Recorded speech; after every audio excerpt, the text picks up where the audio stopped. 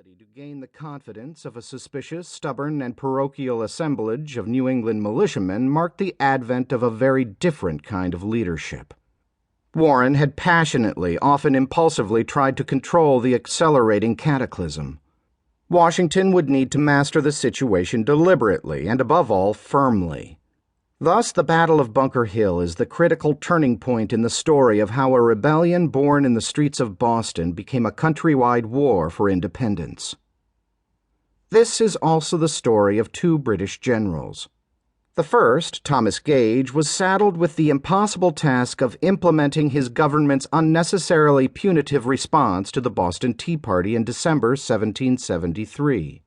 Gage had a scrupulous respect for the law, and was therefore ill-equipped to subdue a people who were perfectly willing to take that law into their own hands.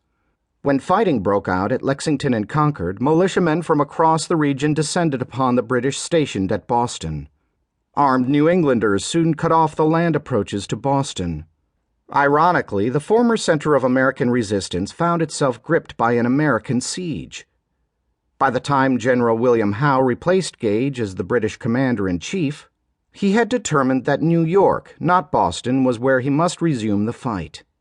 It was left to Washington to hasten the departure of Howe and his army. The evacuation of the British in March 1776 signaled the beginning of an 8-year war that produced a new nation.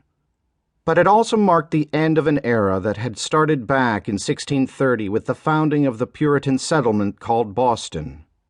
This is the story of how a revolution changed that 146-year-old community, of what was lost and what was gained when 150 vessels filled with British soldiers and American loyalists sailed from Boston for the last time.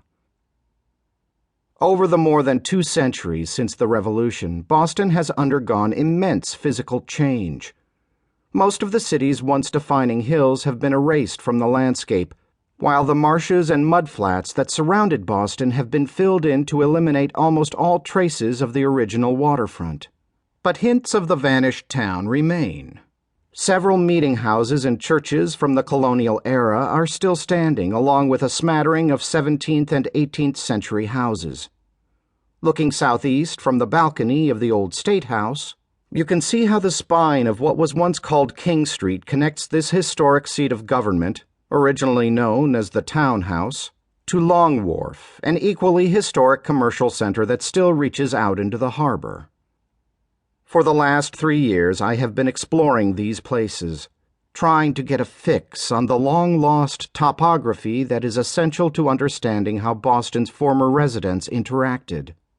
Boston in the 1770s was a land-connected island with a population of about 15,000, all of whom probably recognized, if not knew, each other.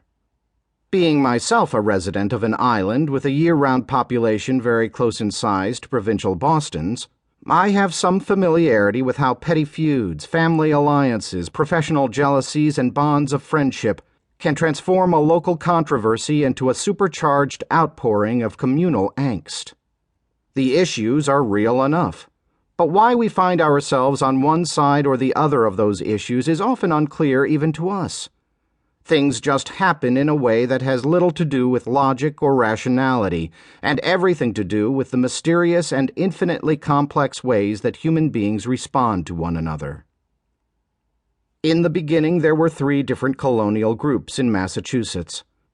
One group was aligned with those who eventually became revolutionaries.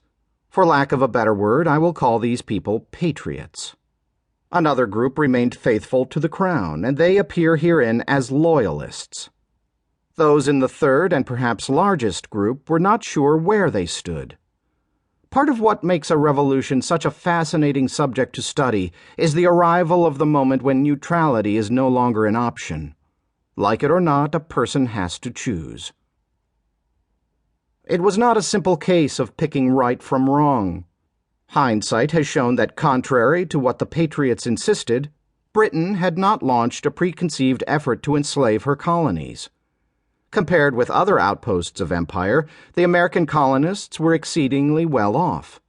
It's been estimated that they were some of the most prosperous, least taxed people in the Western world. And yet there was more to the Patriots' overheated claims about a